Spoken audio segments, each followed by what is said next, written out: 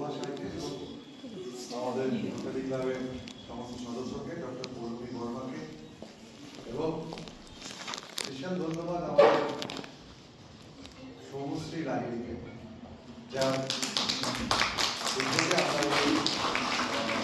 আজকে আপনাদের সম্মুখে আসতে পেরেছি।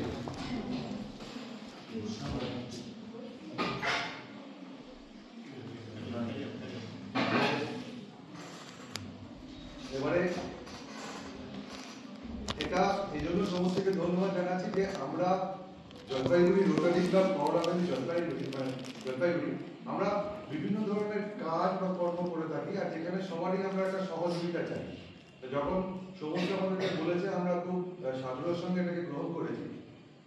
তো জাস্ট বেশি কথা বলবো না, দুটো কথাই যে রোটারি ক্লাব মহারানী জলপাইগুড়ি এর ফাংশনটা কি বা কি ধরনের কাজকর্ম করে বা তার উদ্দেশ্যটা কি, মুখ্য উদ্দেশ্য কি, এটা একটু জানা দরকার আমাদের প্রত্যেক জলপাইগুড়ি বাসীকে এবং যাদের যেসব ছাত্রীবৃন্দ এখানে বসে আছে, যারা তোমরা দেশের ভবিষ্যৎ, তোমাদেরও জানার দরকার যে রোটারি ক্লাব কি ধরনের কাজ করে।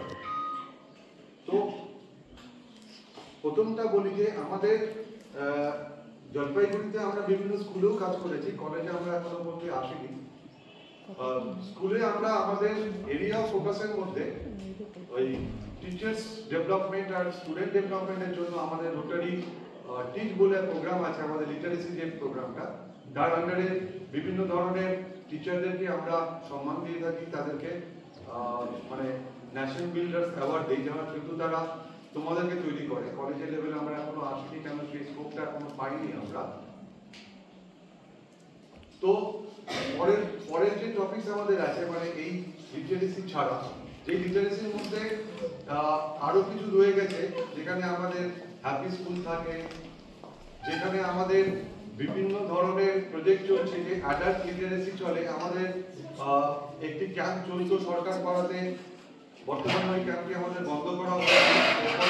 আমাদের আরো ক্যাম্প এই ডেঙ্গু আজার চা বাগানে চালাবার মানে ইচ্ছে রয়েছে, তার জন্য খোঁজ খবরও চলছে।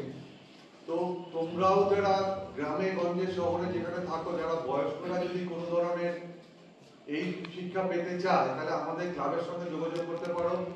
আমরা এখানে মানে বিনা খরচায় তাদেরকে পড়াই। আমাদের যে প্রজেক্টগুলো আছে সেখানে 1 বছরের ট্রেনিং দেওয়া হয়, সার্টিফিকেশন দেওয়া হয় তাদেরকে লিটারেট করে তুলবার জন্য। বলে রাখি, এই অ্যাডাল্ট লিটারেসি এডুকেশনটা হচ্ছে মহিলাদের জন্যই বেসিক্যালি আমাদের। আর তাদেরকে তোমরা যদি কেউ আগ্রহে আমাদের কাছে আসতে চাও, আসতে পারো, তাহলে আমরা সেইখানে তোমাদেরকে সেন্টার তৈরি করে দেওয়ার জন্য তোমরা নিজেরাই পড়াবে, সেভাবে ভাবতে পারো। এটা আমাদের একটা সামগ্রিক চিন্তা ভাবনা, যে চিন্তা ভাবনাকে তোমাদের পরবর্তীকালে আরো উন্নত দিকে নিয়ে যাবে। তো এটা হচ্ছে আমাদের একটা লিটারেসি পার্ট, যেটা রোটারি সাপোর্ট করে, বা আমাদের এরিয়া অফ ফোকাস। আমাদের আরেকটা এরিয়া অফ ফোকাসের মধ্যে রয়ে গেছে পিস অ্যান্ড কনফ্লিক্ট। পিস বলতে আমরা ঠিক ওই যুদ্ধ বন্ধ করবার জন্য বলছি না, মানে